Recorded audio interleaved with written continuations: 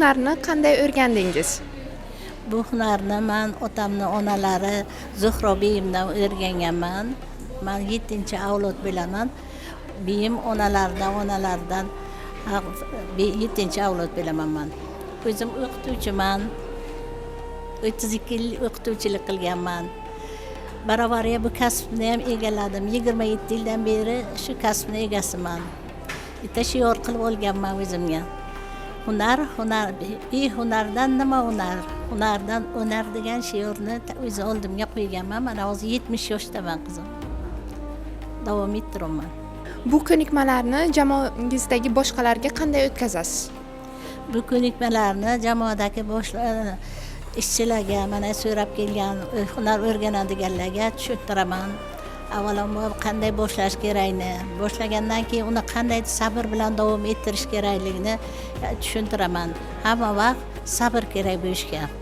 Doimiy sabr bilan vatanni sevgan kishi uni manzarasini ham sevadi. Manzaralarga qarab, ranglariga qarab, har bir O'zbekistonning gullariga, hayvonlariga, hamma narsani manzarasiga qarab shu o'rnak olib o'shanga qarab tikish kerak. Bu kashtachilik bilan shug'ullanaman.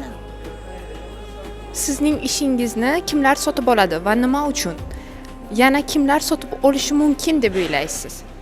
Meni ishimni kim sotib oladi? Hunarga qiziqqan kishilar sotib olmaydi, o'rganadi. Men o'rgataman. Undan ziyod shogirdim bor, shogirdlarimning shogirdlari bor. Ularga ham tushuntiraman. Mana shu ishni, hunarni ketidan dunyo kezib yuribman. Behisob shukr. O'zbek kashtachilik so'zani kelajagi uchun eng katta orzungiz nima? Eng katta orzuyim shu ediki, boshlagan paytga aytaydimki, shu kashtalarimni jahon kezsa, kashtalarim qayerga borgan bo'lsa, men ham shu mamlakatlarga borishni orzu qilardim. Orzuyimga yetdim, Xudoga shukr.